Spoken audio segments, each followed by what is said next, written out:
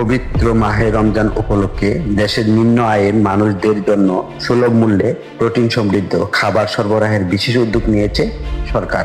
বৃহস্পতিবার 19 ফেব্রুয়ারি সকালে মহাখালীতে অবস্থিত প্রাণী সম্পদ গবেষণা প্রতিষ্ঠানের সম্মেলন কক্ষে এই কর্মসূচির আনুষ্ঠানিক উদ্বোধন করেন মৎস্য ও প্রাণী সম্পদ, কৃষি এবং খাদ্য মন্ত্রণালয়ের প্রতিমন্ত্রী সুলতান সালাউদ্দিন টুকু।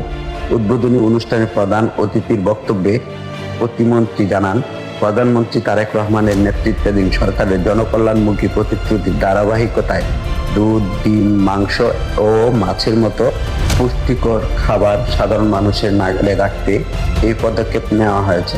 দেশব্যাপী প্রায় 10 লাখ পরিবারকে এই সুবিধার আওতায় আনার পরিকল্পনা রয়েছে, যা বাজারের ঊর্ধ্বমুখী মূল্য নিয়ন্ত্রণে ইতিবাচক ভূমিকা রাখবে।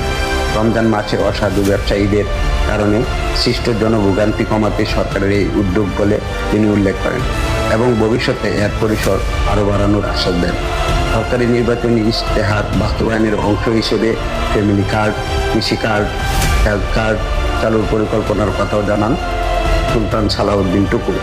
শহীদ প্রেসিডেন্ট জিয়াউর রহমান ও দেশনেত্রী বেগম খালেদা জিয়ার ত্যাগের কথা স্মরণ করে তিনি সবাইকে সততা ও নিষ্ঠা ও সমন্বিত প্রচেষ্টার মাধ্যমে দেশের উন্নয়নের কাজ করার আহ্বান জানান।